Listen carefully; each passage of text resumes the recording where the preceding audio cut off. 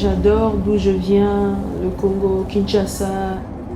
La danse, elle n'est pas bien vue comme ici et je sais que même ici, c'est pas le summum du boulot, mais c'est toujours pris autrement qu'à Kinshasa. Donc pour moi, c'était un combat de danser et de faire ce que j'aime. Toute ma vie, j'ai passé en voyageant, mais en rentrant chez moi et parce que j'adorais aller voir des autres pays, faire des tournées. Mais il y a 5 ans que vraiment je suis venue m'installer en Europe, précisément à Bruxelles. À Bruxelles, c'est pas beaucoup de changements, c'est-à-dire c'est une grosse communauté de diaspora congolaise qui habite parce que les Belges, ils étaient colonisateurs du Congo. Donc du coup, il y a une grosse communauté là-bas. Puis il y a le Lingala qui est ma langue de chez moi qui passe. When you pass by, tous les tournées que j'ai fait en Corée ou quoi que ce soit, quand je fais 3 mois ou 1 mois, quand je rentre à Bruxelles, j'écoute une personne parler Lingala en passant, ça te fait wow, you are thinking about your country. Et tu te dis wow, je ne suis pas loin du Congo même. Ça fait 1 an que je suis en Suisse et c'est beaucoup différent, vraiment. C'est là que je me sens loin de ma famille et loin de chez moi et pas chez moi. Chez toi, c'est autre chose. C'est Bruxelles qui a été vraiment mon tremplin. C'était un espace où tu bondis pour aller dans un autre, d'un espace à autre. Donc c'était vraiment un espace où j'ai bondi à Bruxelles. Mais la Suisse, pour le définir, je ne sais pas encore. Il faut peut-être aussi ajouter que tu n'es pas à Genève, Lausanne, Zurich ou Bâle, tu es ici à Caen. Oui, c'est et ce que je voulais faire aussi peut-être dans la vidéo, c'est de mettre un petit extrait de James Baldwin, Stranger in a Village. Mais après, il faut savoir que je suis énergétique, j'adore la vie, je suis vivante, quoi. C'est pour ça que beaucoup de gens me disent « T'as besoin de café ?» J'ai dit « Don't give me café ».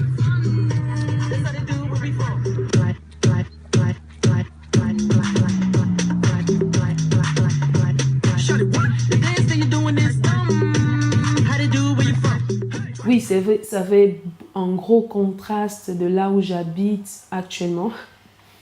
Mais en même temps, cette personne-là, j'ai aussi besoin du calme dans mon environnement. Parce que j'ai fait tellement tourner New York, tout ça, tout le temps dans les sites, dans les villes. Et c'est vrai que quand je rentrais à Aklan, c'était un endroit de repos en fait. Par exemple, quand je suis à Paris, c'est horrible. Et quand je reviens à Caen, je dis « Wow, I'm safe now ». Non, parce que c'est horrible que les gens se bousculent entre eux. Mais je viens d'une ville, s'il faut le dire, zen, Kinshasa. Les gens sont nombreux, mais les gens sont zen, dans le sens on a le temps. En Suisse, par exemple, si je suis vraiment pas bien et que j'ai envie de me ressentir chez moi, je vais à Lausanne. Je vais dans les milieux africains, vers les restos et bars, où je prends un verre, où j'entends les gens parler. Ça peut faire montrer que c'est rien, mais c'est vraiment pour moi quelque chose déjà qui me fait ressentir chez moi. Et puis le Kinshasa, le Congo, c'est un lieu de la sape. La sape, elle est très importante. S'habiller, l'aspect extérieur, elle est très très importante et que quand je vais dans des bars comme ça et je vois des Congolais s'habiller en couleurs si flashy que même en hiver, ils s'habillent flashy, ça me fait rire que ça me fait, tu te sens chez toi alors que tu ne l'es pas. Mais bizarrement, tu rentres chez toi, tu dis « Waouh, je suis quand même chez moi ». Et si on pouvait avoir toujours ces bases près de nous, ça serait pas mal, quoi. Mais c'est vrai que je n'ai pas eu des cadeaux au niveau personnel. En Suisse, je n'ai pas eu des belles expériences. C'est-à-dire au niveau d'une black, entre guillemets, s'il faut le dire, d'une noire qui arrive dans un village super loin de la ville. Et elle est, ma foi, c'est ça, c'est la vie. C'est les gens qui ne te connaissent pas, ils ont tout directement un jugement. Et je pense que les gens doivent faire un effort de connaître d'abord avant de juger. Et je pense que c'est difficile, personnellement, quand quelqu'un s'est fait une idée d'une race ou des personnages ou des personnes. C'est quoi l'image? L'image, c'est l'image des Noirs qui viennent et qui remplissent notre pays, ou l'image des Blancs qui arrivent en Afrique et que les Africains pensent qu'ils viennent prendre de leur pays. Tout ça, c'est des images et des clichés que je parle justement dans mon solo et que j'ai dit que c'est des clichés qui doivent être bannis parce que si on a toujours ces clichés, ça nous bloque et on n'arrive pas à aller à proximité des gens. On n'arrive pas à les toucher, on n'arrive pas à les connaître comme personne. Et ici en Suisse spécialement, j'ai eu... à Bruxelles, c'était différent et j'ai pas eu ça. Parce que j'étais en ville et qu'il y a beaucoup de gens. Et les gens qui étaient là, ils étaient habitués, même s'ils en avaient marre aussi d'en voir beaucoup, de noirs ou quoi que ce soit. Mais ils ont eu cette habitude-là. Et là, je suis arrivée dans un village et que c'est des gens qui n'ont peut-être pas l'habitude de les côtoyer, ces gens, et ils ont des clichés plein la tête et c'était pas jojo. Quand t'invites, toi, Congolaise, ici en Afrique, de l'Afrique ici en Europe, tu es venu pour ça, tu as un autre accueil pour ça. Mais quand tu viens pour rester, il y a d'autres gens qui font oh, maybe not. Tu vois? Alors ça, c'est les choses les plus difficiles que moi j'ai vécues où je me dis, ok, ce matin, je vais aller faire du jogging et que voilà, c'est un super village et il n'y a pas beaucoup de monde, c'est super de faire du jogging par là. Et tu dis, voilà, je cours et puis tu fais un virage et que tu rencontres une dame et que directement, elle touche son sac parce qu'elle a peur que tu la piques son sac ou quoi que ce soit. Il y a un souci et puis tu dis, mais non. C'est pas des choses que tu as envie de voir parce que tu te dis, si j'étais d'une autre couleur, peut-être que cette réaction, elle n'aurait pas fait. Mais étant que Congolais, Africains, tout ce que tu veux, qui habitent ici et qui... c'est toujours pas facile, mais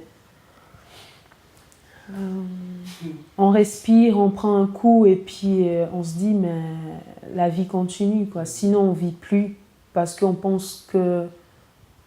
On pense même des fois qu'on est une lèpre, tu sais, c'est comme une lèpre, une maladie, et où j'arrive quelque part parce que j'ai mon fiancé qui est blanc et mon mari aujourd'hui qui est blanc et puis c'est ses potes, lui il est bien avec, on arrive dans un groupe de jeunesse et j'avais mes dreadlocks rouges à l'époque, ça fait 3 ans et on arrive, on dit c'est un super groupe qui était bien, il y a toi de boire l'apéro et ils me disent, on dit bonjour et tous, il était tout content de me présenter et tout le monde ont eu un regard assez de dédain, on dit en bon français, assez... c'est quoi cette peste, au fait? Mais, et puis on s'est senti tellement mal à l'aise les deux et qu'on s'est dit, ok, au revoir, et on est parti. C'est une remise en question de jour en jour. J'ai mis une photo sur Facebook, c'est trop drôle, de mon mari. À l'époque, on était copains, où on se faisait la bise et que mon oncle aux États-Unis, il m'a dit, Jolie, pourquoi tu as voulu t'allier à un blanc et tout ça, et toute une hypothèse. C'est pour dire quand j'ai dit nous, c'est pas que les Africains aussi. Ce jour-là, je me suis battue pour mon mari parce que je disais que tu n'as pas le droit de mélanger tout le monde dans un même sac. Et c'est ce que j'aimerais dire aussi aux gens ici qui traitent les Noirs dans un même sac parce qu'ils sont noirs, ils sont pauvres, parce qu'ils sont noirs, ils puent, ils sentent fort parce qu'ils sont noirs, tout ça. C'est tout ça que je parle sur Identity Nanga. Donc, je parle aussi des Suisses parce qu'ils sont Suisses, ils sont riches. C'est des clichés qu'on ne devait pas faire porter à tout le monde. Sinon, on a du mal à aller vers quelqu'un. Et je pense qu'aller vers quelqu'un, c'est le plus beau cadeau qu'on a ici dans ce monde, d'aller vers les gens. Tu as eu des expériences similaires mais différentes dans le contexte professionnel aussi? Oui, beaucoup, ouais. Beaucoup aussi dans le sens où, puisque tu es africain ou puisque tu es dans ce milieu-là où inférieur, entre guillemets, mais moi j'appelle pas ça, je lutte ce qu'on appelle pas ça un milieu inférieur. Je lutte pour ça et je lutterai ça toute ma vie s'il faut, de penser que c'est un milieu inférieur alors que tout ce qui sort de l'Afrique est tellement riche et que ce n'est pas inférieur, ce n'est pas pauvre. Donc, puisque j'habite de là, donc même dans les contrats, on doit, quand il y a l'argent qui arrive en retard ou tu es mal payé ou parce que tu es... Ça, c'est autre chose aussi. Déjà, ici en Europe, être une femme, il faut être payé différemment qu'un homme. Et moi, c'est les deux choses qui tombent sur moi, pas seulement parce que je suis déjà avec une femme et je suis encore noire. Et ça fait que c'est autre chose. Donc tu es noire, tu es d'un côté inférieur, tu n'oses, il ne faut pas que tu parles. Et moi, je viens d'un pays où les femmes parlent. On va danser pendant 30 minutes. Oh ya ya, oh ya.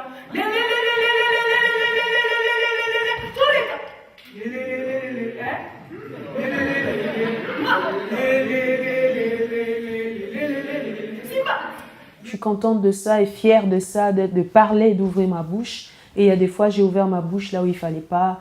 Et c'est vrai qu'au début, quand tu ne connais pas les lois du travail, tu te fais exploiter là-dessus. Donc j'ai dû répéter les heures que je ne pouvais pas répéter comme ça. Et quand j'ai commencé à dire non, ça a été tu ne peux pas dire non parce que tu es inférieur. Je suis venue déjà, il faut savoir, je suis venue au cadre des études et les faits que beaucoup de chorégraphes ont eu besoin de travailler avec moi et donc ça fait que j'ai dû renouveler mes papiers et puis comme on le sait, les papiers sont toujours difficiles à renouveler quand tu es venu dans le cadre d'études et maintenant que c'est des chorégraphes qui veulent travailler avec toi. Moi, dans ma tête, c'est des gens qui peuvent m'avoir un contrat de travail ou quoi que ce soit. Et je regardais tellement des dates de tournée et directement, j'ai ouvert ma bouche pour dire que voilà, est-ce que vous pouvez faire ça? Et ils n'étaient pas capables de le faire, alors qu'ils ont fait pour une Ukrainienne la même chose et que j'ai trouvé ça pas juste. Au départ, dans la création, on te choisit, tu es la bonne personne, tu danses bien, you are amazing dancer, forever. Et puis, quand tu as des problèmes des papiers, c'était horrible. Je pense que l'humain, après avoir travaillé 2 ans ensemble avec quelqu'un, tu as juste envie qu'il vienne vers toi, qu'il t'explique, ok, tu sais, les papiers, il y a ça, et que tu ne pourras pas monter sur scène, mais je suis désolée. J'avais juste envie d'aller sur scène et de danser, you know. Et puis, c'est horrible de se dire que je suis sur Paris, le spectacle joue, mais je ne peux pas danser. Parce qu'il y a quelqu'un qui s'est dit, ouais, j'ai peur qu'on m'amende pour 1000 francs, alors que moi, j'ai risqué toute ma vie, 2 ans, de renouveler des papiers c'est assez dur, oui. J'en ai travaillé aussi avec des gens sympas, hein, où ça s'est très bien passé. Mais à 100%, c'est des cas de 40% où c'était mieux, où c'était bien, et 60% où tu te dis que ça ne va pas.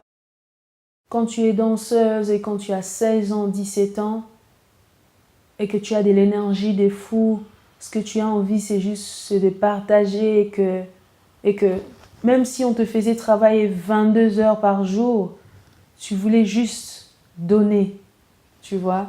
Et aujourd'hui, je donne, mais différemment. Je donne avec beaucoup de thématiques en étant sage et intelligente parce que mon instrument, c'est que ce corps-là.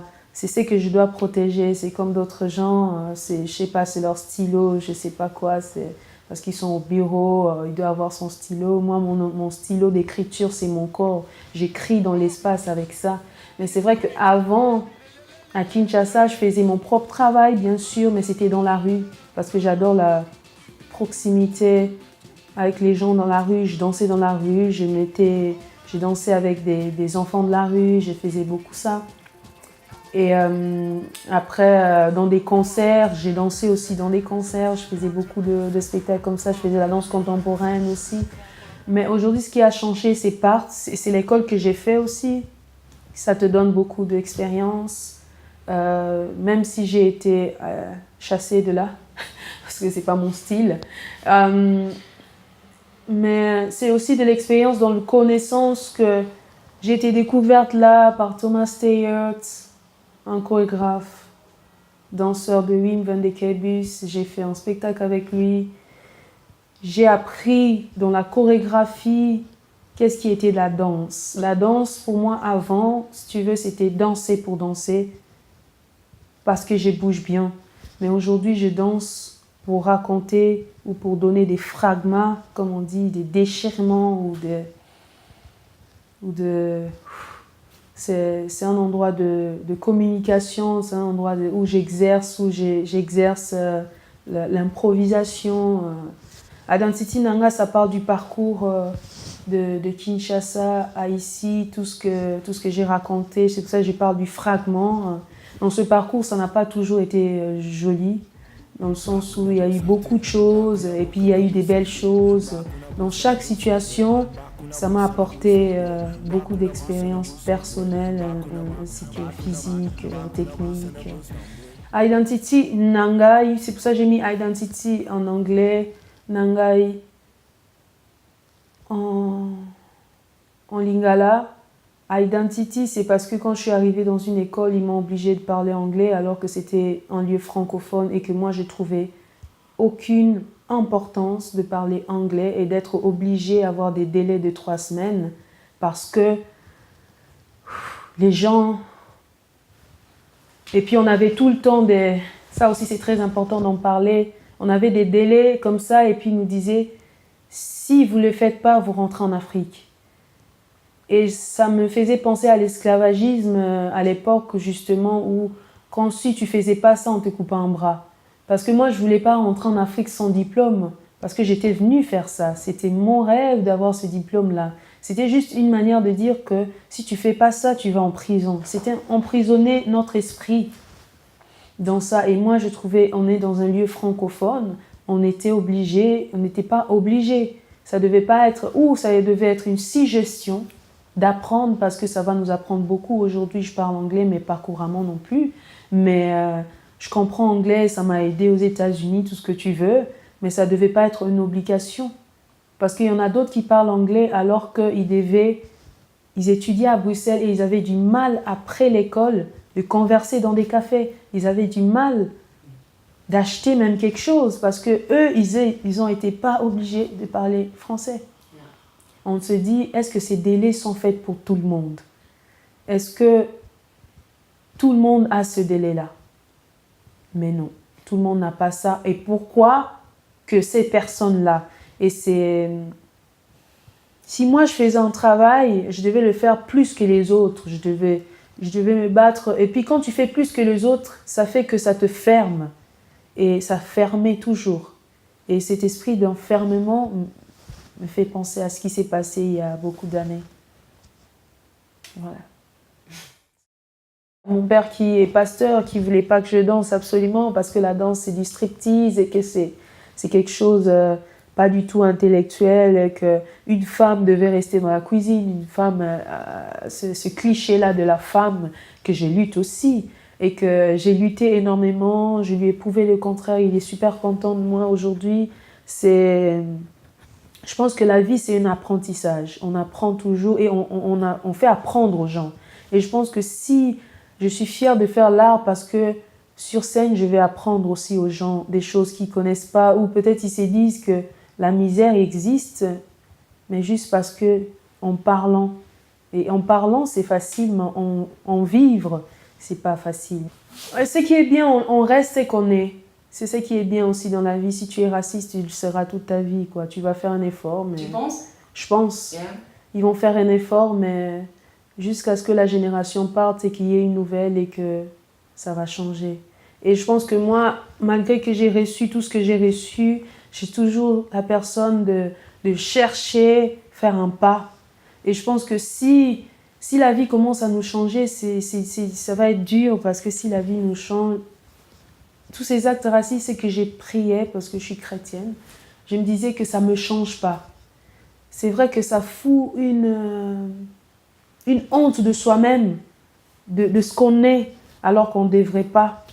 Et il y a un chorégraphe, David Zambrano, que j'aime bien, que j'ai travaillé avec aussi beaucoup, dans Salto, le spectacle qu'on a fait à Bruxelles.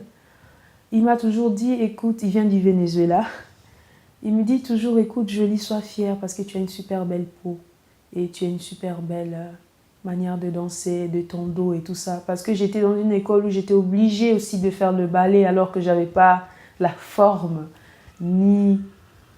Tu vois, quand je faisais une descente du ballet, j'avais pas la même forme d'une personne qui a fait le ballet toute sa vie.